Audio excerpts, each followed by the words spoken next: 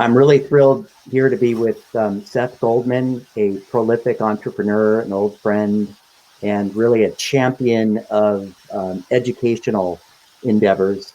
Seth was one of the early founders and leaders of the Net Impact organization, was the chair of the board for many years, and of course was the co-founder of Honest Tea. He's the board chair of Beyond Meat, and now he's the chief change agent and co-founder of two new endeavors, which I hope we get to hear about.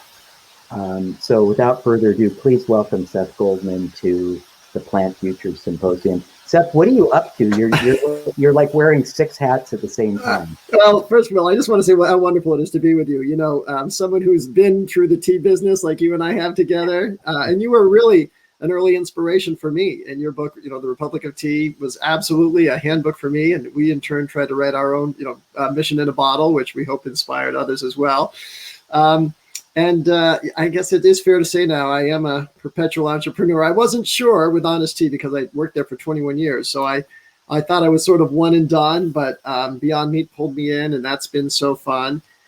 And then I really got hungry to go back, jump back into the shallow end of the pool and start over, learn to swim again. And so we have actually a few different ventures. One is a restaurant chain called PLNT Burger, and you can read it as Planet Burger or Plant Burger. We have 7 of those here in the Mid-Atlantic, and those are really basically about a year and a bit old, but those are up and running. And then in July of this year, I launched a new business called Eat the Change, which is a brand which we're launching, focus on planet-friendly food, snack food primarily. And at the same time, before we commercialized the product Eat the Change, my wife and I kicked off a campaign where we are supporting nonprofits that are helping communities, especially communities in need, get connected to planet-friendly food. As I'm sure that one of the things of this conference is that often the case, planet-friendly food, either for educational means or distribution means, is not as accessible as cheap, fast, junky food is. And so we are giving out $1 million over 3 years to community-based nonprofits that are seeking to democratize planet-based foods through education, through providing resources. And so those are some of the ventures I'm in. Fantastic. So your family and you are really taking a whole systems approach. That's right. That's right. This is a movement. I mean, I'm sure another theme from today, this is a movement, and we need all sides. Obviously, we need government, and we can talk a bit about that.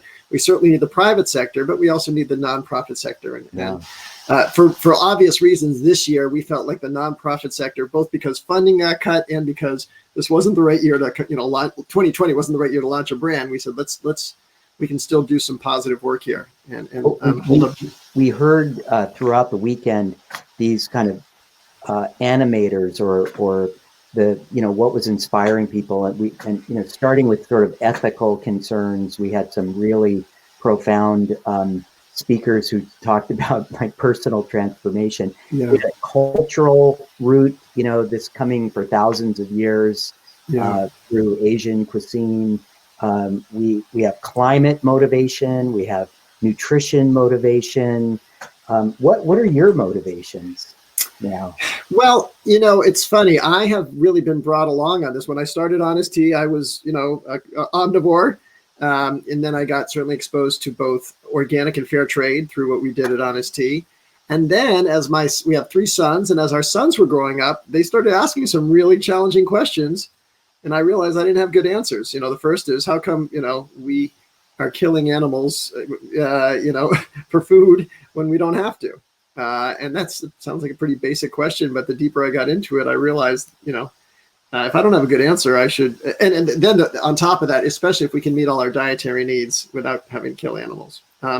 And so for me, the more I've learned certainly about the footprint of animal-based diets, environmentally, to me, it's not even obviously it is a decision because some people grapple with it, but for me, it was just so obvious we needed to move in that direction. And then for reasons of compassion, we've certainly been connected to some wonderful animal sanctuaries where it just becomes even more powerful. And then for health reasons. And so then I think the really interesting question, and I bet if we have this conference, if we are doing this again 10 years from now, I think the really interesting, or even 5, the really interesting question is, why aren't you why do you feel the need to kill animals? Because by then it's going to be health advantage, environmentally advantage, which it already is, but economically advantage too, to have a plant-based diet. And so there's going to be more of an existential question about, why are we still raising and slaughtering, hopefully not billions by then, but perhaps millions of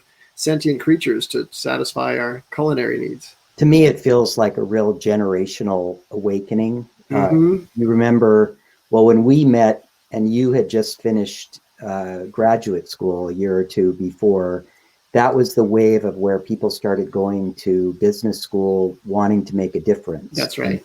Not going to business school just to be a banker or a consultant, but really to bring a mission and to align one's purpose with what one does. And now it feels like this food sector, and particularly the plant-forward or plant-centric food world, is that power alley where students from many, many different disciplines can align their personal values with meaningful livelihoods.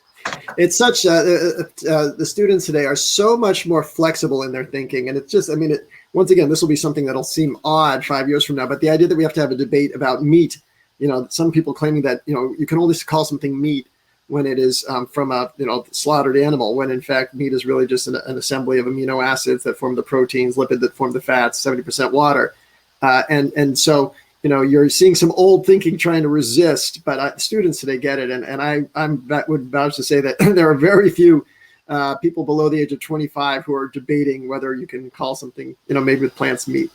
Well, I think we're grasping for language too. As I listened to Ethan, who just preceded us, and he, I would say he conveyed a pretty deconstructionist view of like, what is a cow, right? Yeah, that's it. Broken apart by ingredients. And Greg Steltenpole, who's a good friend of yours as well, was here, a few sessions earlier, and he was really urging us to develop this new language of ecology.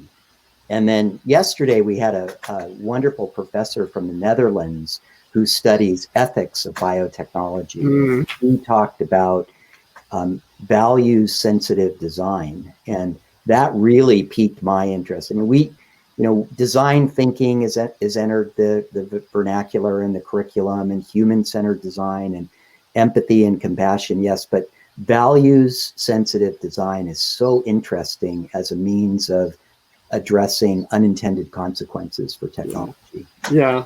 And ultimately, as much as we can have that conversation, ultimately, if the products perform in the marketplace, meaning if they taste great, they do what consumers expect them to do, I don't want to say that values thing is very important to me and to my motivation, but it's almost irrelevant in the marketplace, because if somebody's looking to feed a family, they want, delicious food, they want food that's affordable, they want food that meets their nutritional needs.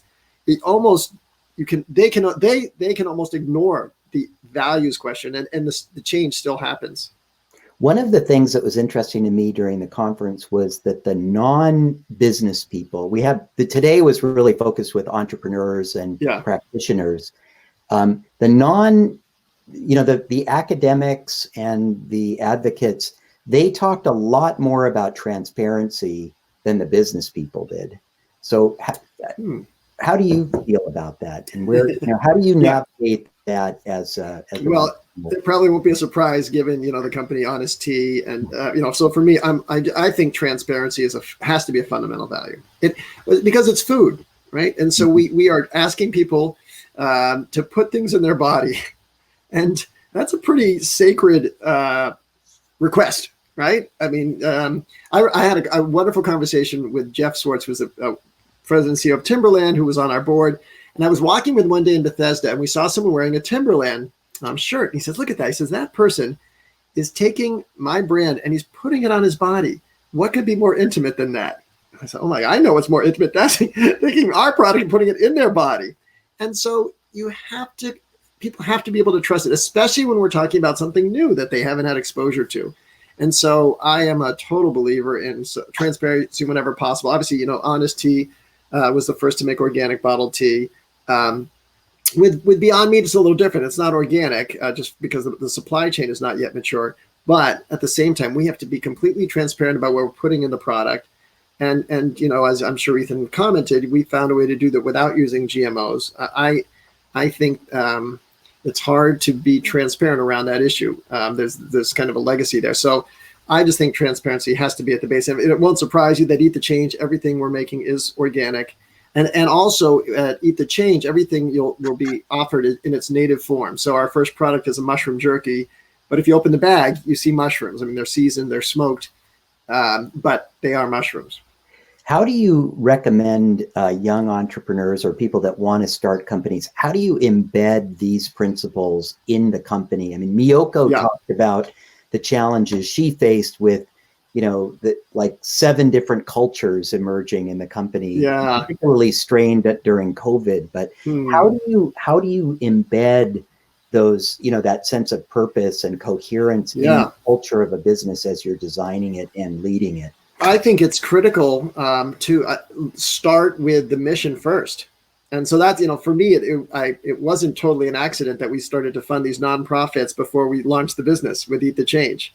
We found, what these nonprofits commonly stood for. And then we said, okay, well, these are the values. And so we actually reverse engineered it. We said, these are the values that we're going to embrace. How do we build a company around it? So it was almost backwards. And so I think one of the best things to do is think about the nonprofits you admire. Think about their impact. And then think about how can you support their efforts from the private sector. And if it were Beyond Meat, I'll give you the example. There's organizations like PETA, which for years have been leading these campaigns to get more people to have vegan diets or to have more plant-based meals. One of the gaps had been that when people went vegan, they often weren't satisfied or they didn't meet their nutritional needs.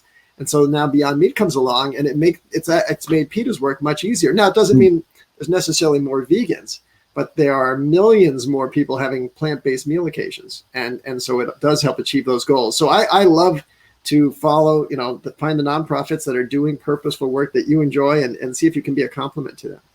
Yeah, just as another example, something I'm involved in, there's a well-known nonprofit called Wholesome Wave that works on food insecurity. They have been a real pioneer in the realm of getting SNAP benefits into farmers markets. And they also have a prescription of fruit and vegetable kind of prescription program to help underserved communities get access to healthy nutrition.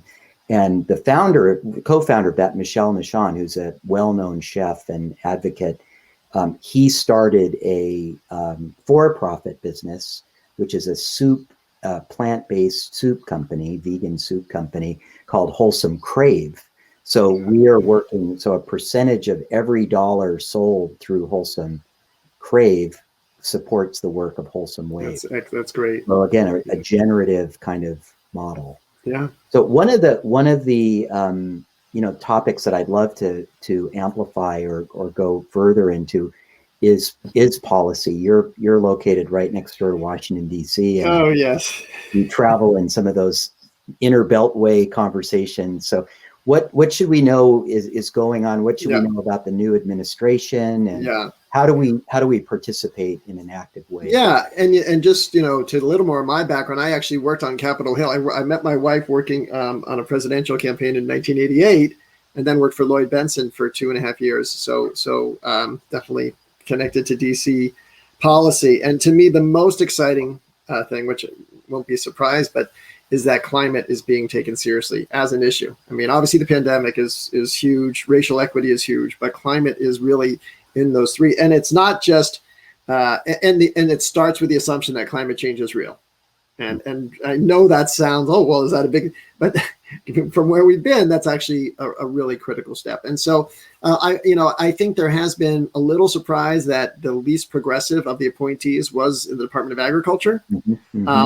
And so that's maybe not as wonderful as some of the other things going on, but there's clearly taking the climate both seriously and recognizing that we have to change what we're doing is something that's pervasive across the whole administration. And I've heard that from people at senior levels as well as in the junior levels. And that to me is the most encouraging thing. And then although it's still early, you'll see some behavior changes, that are also, I'd say, really positive, just from leadership and the way they act, the way they talk and think, that will also trickle down into dietary behavior as well. And so those are significant. I think the other thing that we haven't grasped with, because the pandemic is so preeminent in our minds, but this was an outcome related to our unhealthy relationship to the animal kingdom. And we haven't pinpointed exactly what it was, but I do think that has caused people to rethink in a fundamental way. Not to mention the practices of some of the meat packing plants. And so I do think in the long term, we're going to see more of growth. I think if you think about the progress that has been made in the plant-based movement in the past 4 years, it was done under what we'll call a hostile policy environment. And so this may not be a supportive policy environment, but it's certainly not going to be what it was. And so I think it's only going to accelerate. That's really helpful. Do you have any advice for, those of us that are 3,000 miles away? We're just getting everything kind of filtered and mediated. I mean, how do you pay attention to policy issues, or how should we participate? Well, there are organizations like Plant-Based Food Association. But it's also interesting. Boy, I think back even actually during the Obama administration, there was some pretty heated policy disputes around GMO labeling, and it wasn't as obvious as I certainly felt it should have been around. These have to be labeled, and so I think some of that controversy that was there maybe 8 or 6 years ago just isn't going to be controversial now. So I think really following the general whether it's the Consumer Brands Association, the mainstream food has gotten the memo, and I don't think you're going to see big food be as conservative as they have been, because the big food companies are kind of scrambling to change. And so 8 years ago, there was this entity called the Grocery Manufacturers Association, and their job was to basically be sticks in the mud and use their power and leverage to stop progressive policy. And I just don't see that happening now. So I think as someone who's further away, keep pressure up on companies to be accountable, to support transparency. And look, even what we saw after January 6th, big companies, said, we're not going to fund people who aren't advocates of transparency, of, democratic thinking or opponents of the truth. And I think keeping the pressure on those companies will be constructive. I think the companies and the asset holders, it's just really interesting. And if any of the students here, if any of your parents are part of a pension fund that's paying their retirement in the future, it's really interesting. I sent a letter like that to somebody that is a manager of a lot of people's assets, and within 3 days he gathered signatures and the company made a decision to withhold support. So that's really empowering moments. Yeah, it really is. It's and as shareholders and consumers, and I think they're kind of recognizing the power that they've had this power along, but they haven't been able to exercise it the same way. And so that for me is a really positive development. Well, Charlotte Douglas from Row 7 was here this morning. I don't know if you know Charlotte, but her company working with Dan Barber and Mike Miserit at Cornell, to really bring about a new generation of seeds and seed quality and really breeding for nutrition and deliciousness. She encouraged us to try to get more money, from USDA into the organic. The organic gets such a sliver of research money. And I know you've been very involved in organic. How do where's the leverage point there? Well, once again, I think the leverage comes as a consumer is choosing organic, not just, when you buy it when you can, requesting it when you can't, if the store doesn't have it, a restaurant doesn't have it, to ask for it. I think the other thing that's interesting, and this complements what Charlotte's doing, is around biodiversity. As we were launching Eat the Change, we learned that there were 6 crops that are responsible for 57% of all agricultural output. And that's just like, bad risk. It's a bad risk profile to be so dependent on 6 crops. It's also obviously bad for biodiversity and bad for a resilient agricultural system. And so the first thing we did at Eat the Change is said, all right, we're going to rule out those 6 those crops from our ingredient deck. So no soy, corn, wheat, potatoes, sugar, and rice, which, turn out they're in almost everything. Right. But there's a reason they're in everything. They're so cheap. But all you need is a climate shock or a disease that kills one of those crops, and your planet is become too dependent on them. So I think, once again, consumers opting for more biodiversity in their diets is the kind of thing that helps lead to a more resilient planet as well. As much as policy is relevant, I still lean toward consumer-driven change, Yeah. because that's more lasting. Think about it. What we're seeing with all these executive orders which have been signed, which I think are needed, but those get undone administration to administration. Mm-hmm. But a new consumer-based change is going to be more lasting, more durable, and have deeper roots to it. Well, I'm really encouraged by the I would almost call it a student uprising or a wave around this topic. So, yeah. Well, look, this kind of conversation didn't exist 20 years ago, didn't exist 10 years ago, or even really 5. So right. I'm so excited about what you've done and how this whole movement has embraced this. And now our job is to make sure there's opportunities and careers for people, and of course, exactly. For the entrepreneurs too. That's our next step with Plant Futures, is really to provide that bridge for students to have real-time, real-life, internships, projects, and then ultimately livelihoods that support them and the kind of world we want to live in. So, and I'll just say that those career paths are harder. Everyone, I'm sure, is aware of that. You don't get recruiters coming to school for those, but those are the starting from your first internship. It takes more work, more legwork, more effort, more passion, more imagination. But that's the right kind of training to pursue, because this field requires all of that as well. Well, absolutely. And we have the precedent. I remember, 20 years ago when I started teaching social entrepreneurship and corporate social responsibility, there were no jobs then either. Right.